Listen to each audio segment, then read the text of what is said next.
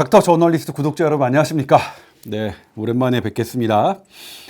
지금 코로나19 백신 접종이 한창 진행 중이고 있는데 부작용 논란도 이어지고 있죠. 근데 대부분 다 기저질환, 원래 환자 탓이다 이런 정보 발표 보고 오히려 더 이상 못 믿겠다 이런 분들도 많아서 이런 부분 좀 정리해 보려고 합니다. 부작용을 정부가 인정한 게 나왔어요. 이거부터 설명 좀 해주시죠. 두 건이 나왔습니다. 두 건이 뭐냐면 아나필락시스라고 하는 급성 알레르기 반응입니다. 아나필락시스를 현대 법의학이 인정하는 시간은 주사를 맞고 3시간 이내, 그리고 알레르기 내과에서는 한 6시간까지 인정을 해요.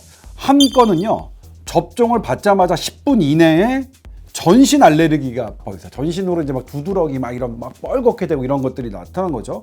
또 한 사례는요, 주사를 맞고 1시간 정도 지났는데 열이 되게 높아지고 경련을 했어요. 그리고 그 다음날 혈압저하까지 나타났죠. 다음날 나타난 혈압저하는 처음에 나타난 급성 아나필락시스의 연장선상으로 본 거죠. 사망 사례에 대해서는 인과관계 인정을 하지 않아요. 네, 사망 사례에 대해서는 현재 인정받은 사례가 없습니다.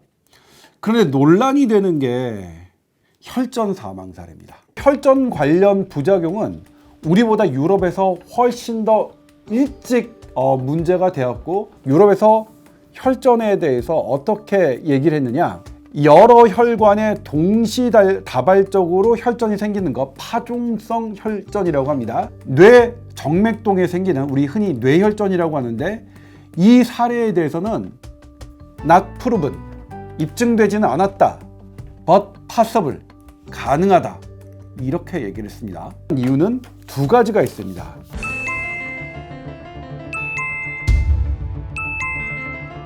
(50세) 이하 젊은 층에서 2주 기준으로 2천만 명 중에서 파종성 혈전을 진단받을 확률은 1명이고요.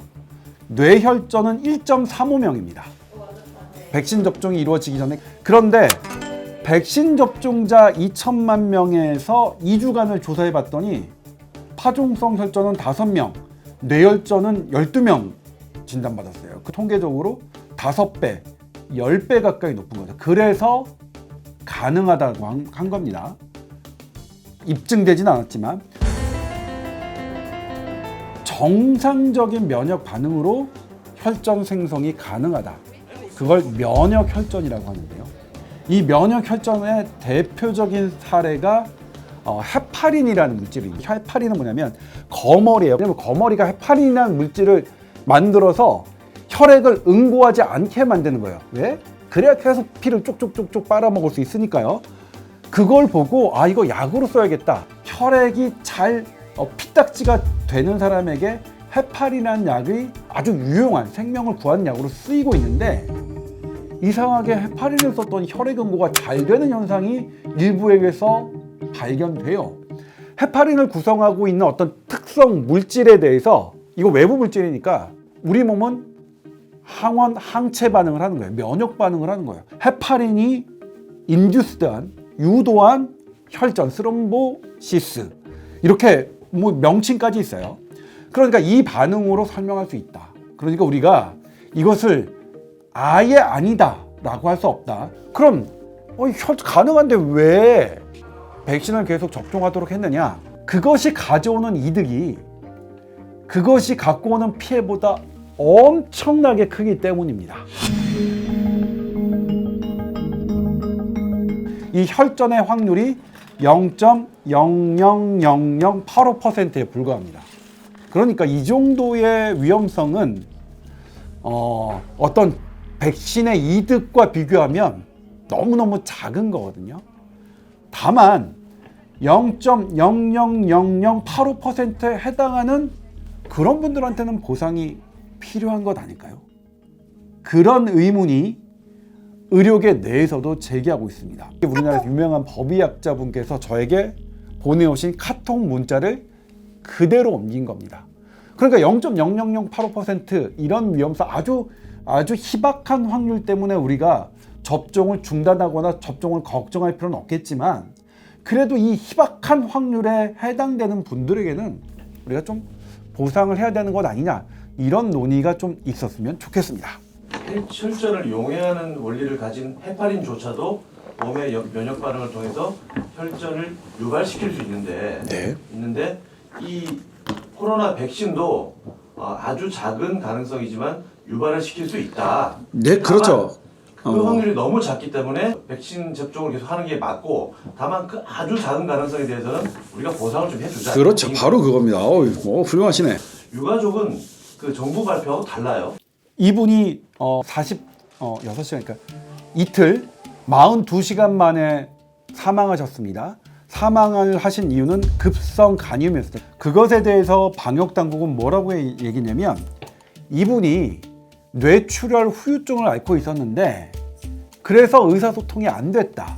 근데 아드님은 뭐라고 했냐면, 3월 1일 날 제가 면회를 갔을 때 아버지 컨디션이 굉장히 좋으셨어요. 아버지가 의사소통을 분명하게 하실 수 있으신 상황이셨고, 돌아가시기 전날이죠. 그때도 통화를 했었어요. 그러니까 의사소통이 어려워서 병을 키워서 사망하게 됐다는 방역당국의 발표가 너무너무 서운하신 거예요. 그 부분은 앞으로 좀 조심해야 될 것 같아요. 법원 판결이 있더라고요. 네. 그 당국에서는 인과관계를 인정하지 않았는데 법원 판결은 좀 달랐던. 2013년 4년도에 대법원 판결입니다.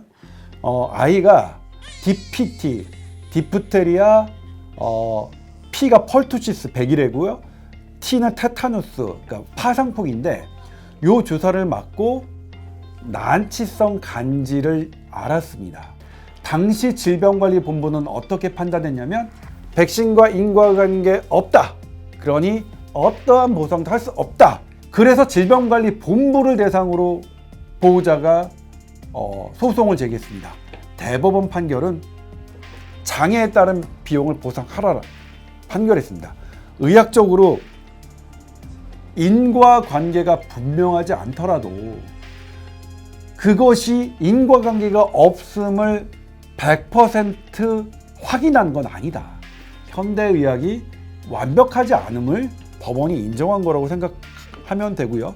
입증되지는 않으나 가능한 이런 사례는 많지 않을 것 같아서, 이것은 우리가 좀 폭넓게 그냥 좀 보상해 드리는 게 어떨까 싶어요.